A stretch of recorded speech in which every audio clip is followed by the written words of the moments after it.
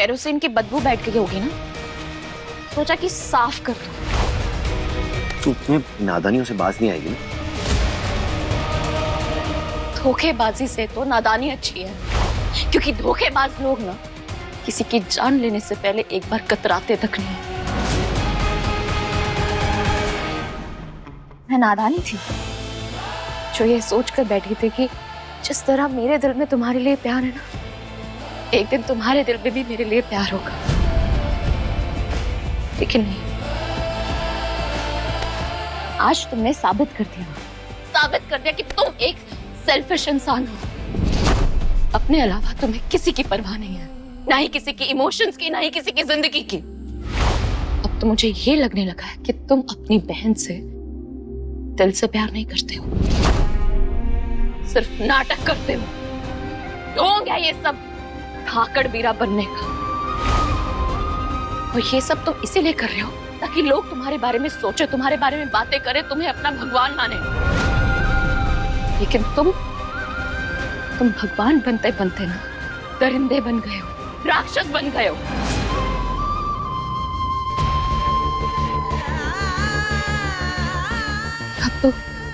अब तो तुम्हारे साथ इस कमरे में रहने से भी डर लगता है मुझे।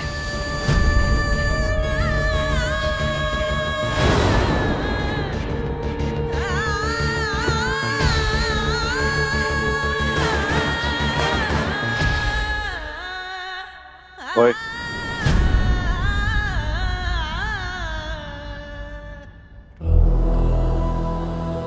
सुन यार, सॉरी यार, तुझे अगर बुरा लगा हो या तू डर गई हो। मैं कोई सच में आग लगाने वाला नहीं था। मैं तो ऐसे ही नाटक कर रहा था ताकि तेरे चाचा को चमका सकूं। ओए, पागल है क्या? कुछ भी क्या अपने साथ में औजार लेके सोती है? अब तो सच में जान का सवाल है। सेफ्टी टूल्स तो रखने पड़ेंगे ना।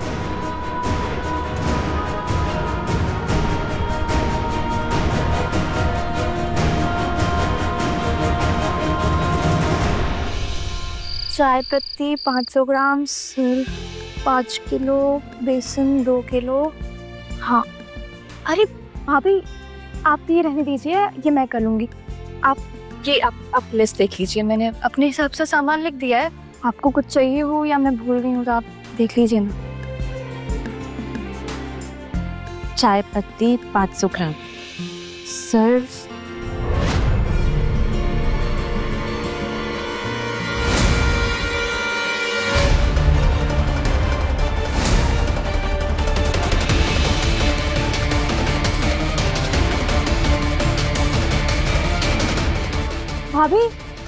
भाभी लिस्ट लेकर कहाँ जा रही है? सामान मंगवाना है।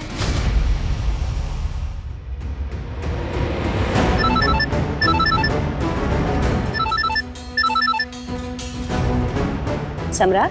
हेलो जूही, सब ठीक तो है ना? तुमने काफी देर रात को फोन किया है।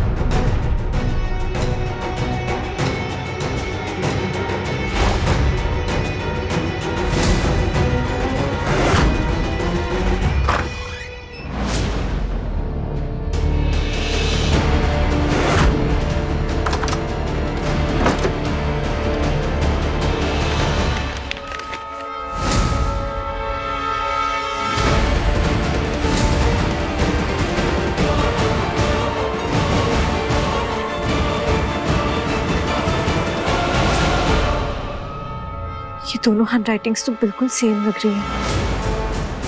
कितने सारे शब्द भी बिल्कुल मैच कर रहे हैं। म, द, क,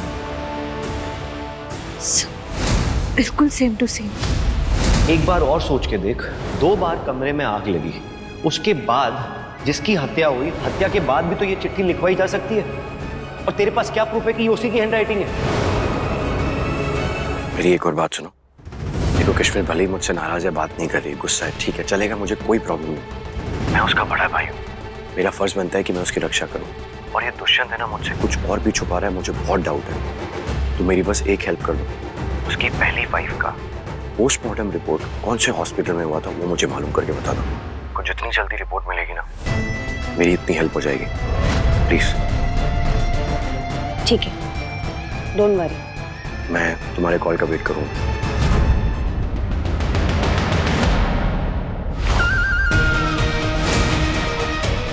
वो पागल, क्या ये डंडा नीचे कर। जान लेने का इरादा तेरा? जान लेने का नहीं, अपने पति के सिर से आशिकी का भूत उतारने का इरादा है। किसके फोन का वेट कर रहे हो तुम? बैंक से फोन था, कस्टमर केयर का था। मैंने कुछ इंक्वायरी बिठाई थी, पास वाले गांव में एक लोन के लिए अप्लाई किया था और डॉक्यूमेंटेशन। क्यों? मैं तुझे क्या हर बात बताऊंगा? बैंक? इतनी रात को कौन से बैंक के एम्प्लॉय काम करते हैं, बताना सर। वो जो लोग काम करते हैं ना, वो दिन रात सुबह शाम देखते नहीं है। सब लोग तेरे जैसे आलसी नहीं होते हैं। और तू कौन होती है तो तुझे हर सवाल का जवाब दूं मैं? नीचे का डंडा। किशमिश का बर्थडे कब आता है? 12 नवंबर। बोल क्यों? 12 नवंबर। और वो तुमसे 8 साल छोटी है ना?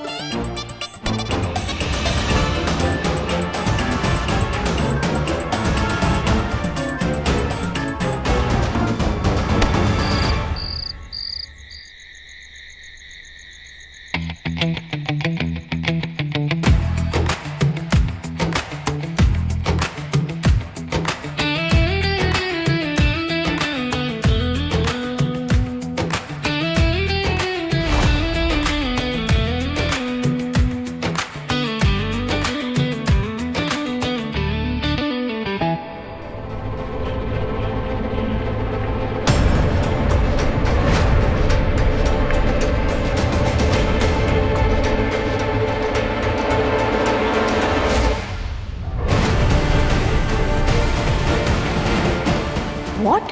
सम्राट इतनी रात को जूही से बात कर रहा था?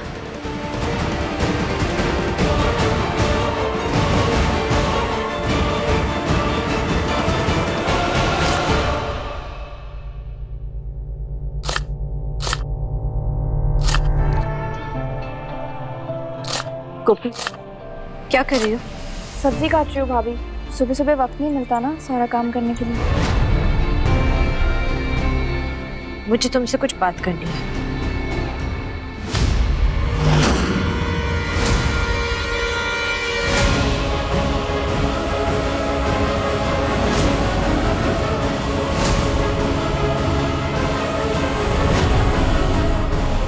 आपने राशन की चिट्ठी पढ़ ली भाभी? कुछ छूटा तो नहीं? क्या ये सुसाइड नोट तुमने लिखा था?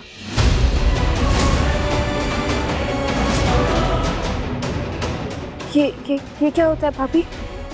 मुझे नहीं पता। भाभी मैं ना सुबह 5 बजे उठी हूँ, नींद आ रही है, मैं सोने जाती हूँ। आप भी सो जाइए।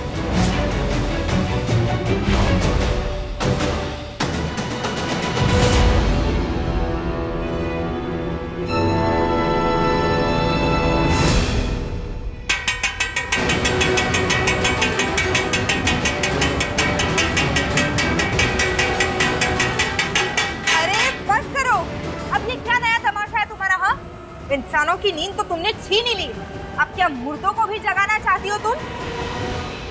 यही लगता है कि मुर्दों को भी जगाना पड़ेगा सच जानने के लिए, क्योंकि इस घर के जो इंसान है, जिंदा इंसान है, वो तो झूठ पे झूठ बोल रहे हैं।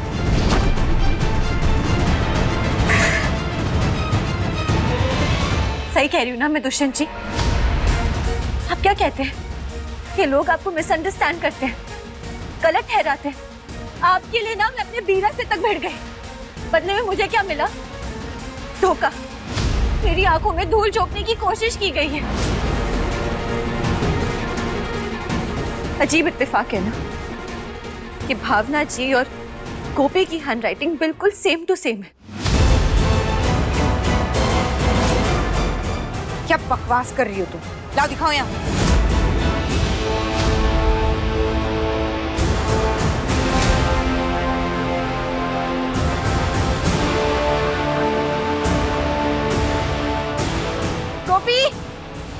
गोपी बाहर आओ।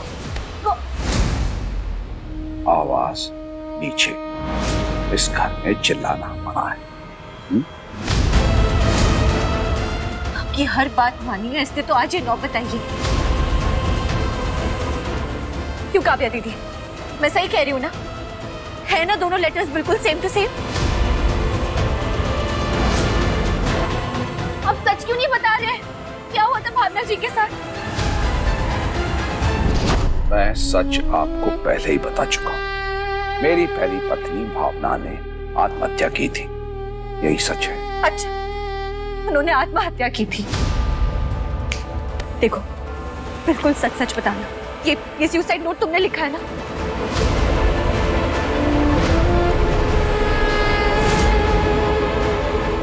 अगर तुमने सच नहीं बताया तो मैं तुम्हें पंचायत लेके जाऊंगी, पुलिस तक लेकर जाऊंगी।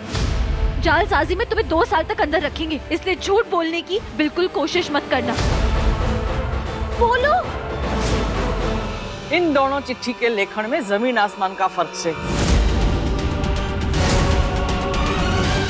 क्या लागे है तुम लोगों ने? मैं भी अपना सर ना दीवार पे मार रही हूँ, आप लोगों को समझ में नहीं आएगा, लेकिन पुलिस इसे अच्छे से समझेगी और वो लोग इस मामले की तहकीकात करेंगे।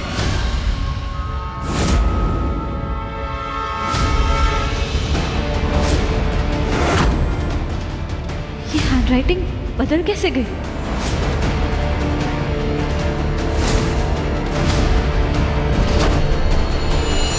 दरअसल सच कुछ नहीं होता। सच तो समय, परिस्थिति और नजरिए के हिसाब से बदलते रहता है। हर एक की अपनी कहानी है, अपना नजरिया है, और उसी से उसका सच बनता है। और किशमिश, हमारी कहानी का सच ये है कि आपको गलतफहमी हुई है। नहीं, ऐसे कैसे हो सकता है?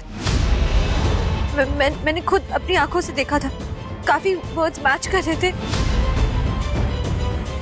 जब मैंने देखा था तो मुझे ऐसे मिसअंडरस्टैंडिंग कैसे हो सकती है? ये ग्रोसरी लिस्ट मुझे खुद गोपी ने दी थी।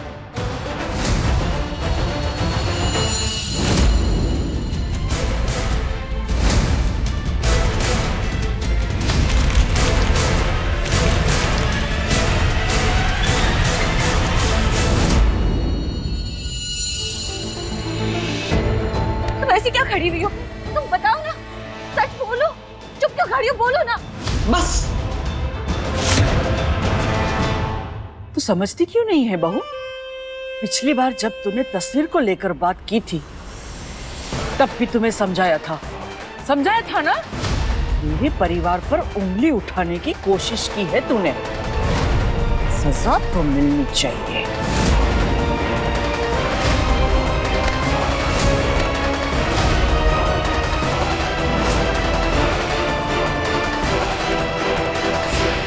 क्या कर रहे हैं आप लोग? देखिए, आप लोग मेरे साथ ऐसे जबरदस्ती नहीं कर सकते। छोड़िए। जाकर गर्मा गर्म तेल लेके आ।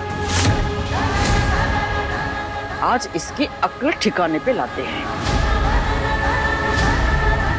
छोड़िए मेरा हाथ। खड़ी क्या है? जा। हेलो गोपी।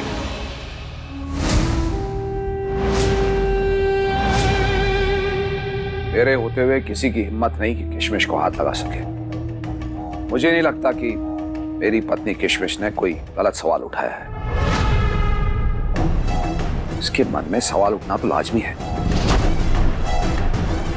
जब इसके अपने बीरा ने इसके दिमाग में इतनी उलूल जुलूल बातें भर दी है तो इसके मन में सवाल तो उठेंगे ही ना।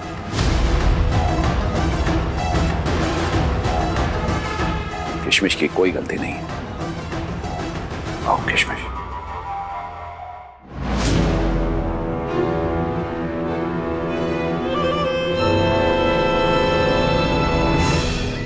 ओ पगली सन की औरत, क्या है?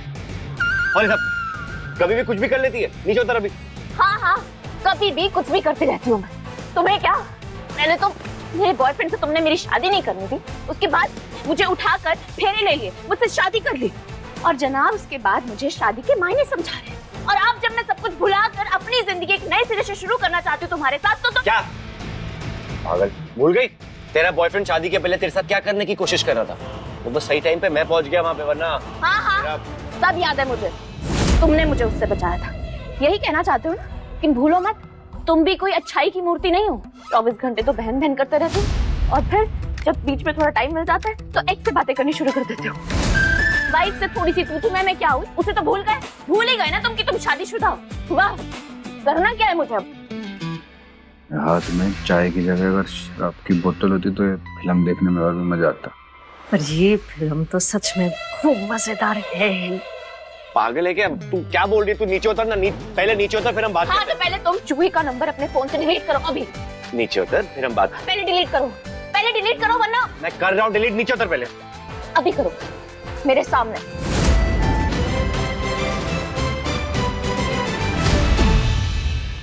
क्यों करूं? नहीं करना डिलीट। मैं क्यों करूंगा डिलीट नंबर? और एक सेकंड रुक, तुझे क्या लगता है कि ये पंखा तेरा वजन झेल लेगा? तू जब लटकेगी ना पंखे के साथ नीचे गिर जाएगी, और अगर पंखा नीचे गिरा ना तो नया पंखा लेना पड़ेगा। उसके लिए तेरे सारे लिपस्टिक और मेकअप का सामान बेच के लूंगा मैं। लटक देना, लटक जब तक मैं आता हूं। ओह गॉड, कैसा पति मिला है मुझे। मुझसे ज्यादा इसको अपने पंखे की पड़ी है। मुझे मनाने की बजाय खुद चिढ़कर चला गया। एक तो इतना सब कुछ होने के बाद मैं सब कुछ माफ करके आगे बढ़ने की कोशिश कर रही हूँ, लेकिन ये इंसान मुझे इग्नोर कर रहा है। अपने पतिदेव पर ना नजर रखनी होगी। आखिरकार चाहता क्या है ये?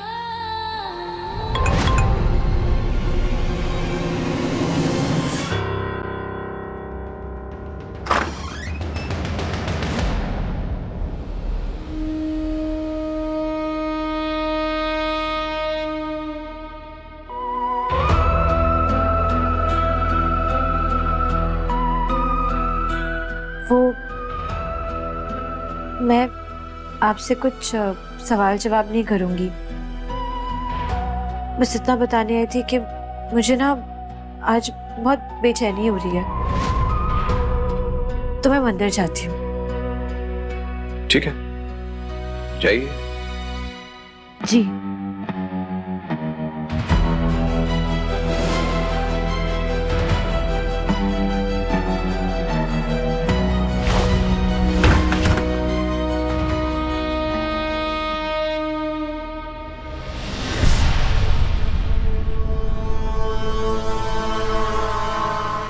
गुड मॉर्निंग माँ जी।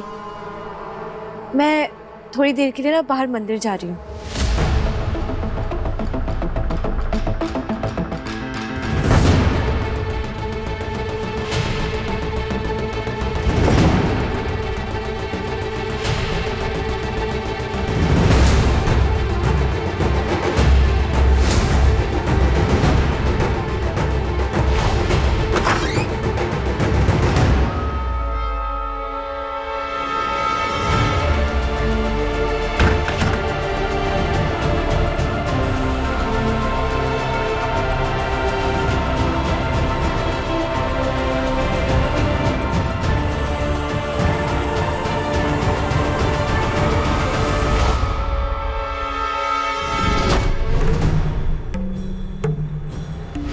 अच्छा, आपने वो मेहंदी भिगो कर रखी है ना, आज शाम को मुझे अपने बालों पर लगानी है।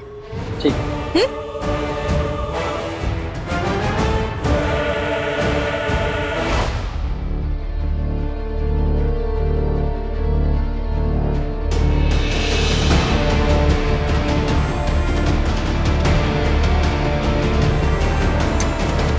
बंद हो गया सीसीटीवी।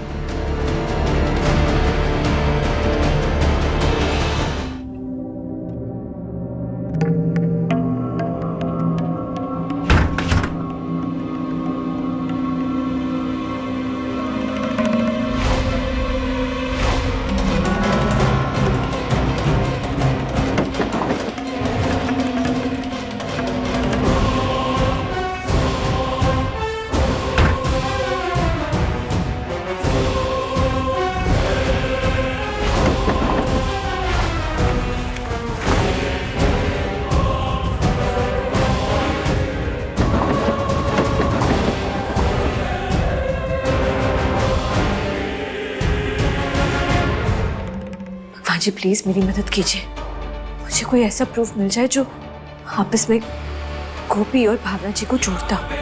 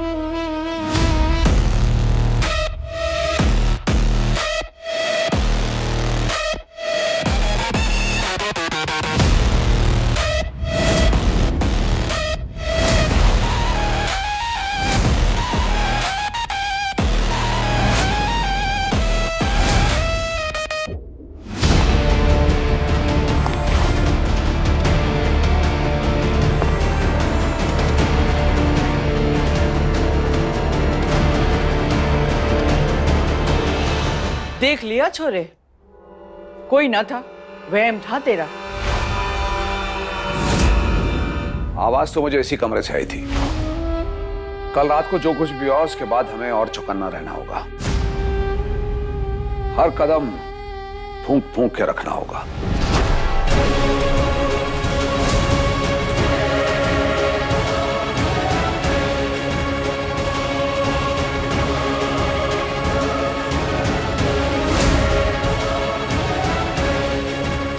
कदम फूक फूक कर रखना होगा। इसका मतलब दुष्यंत जी ने अपनी पहली वाइफ का खून किया है।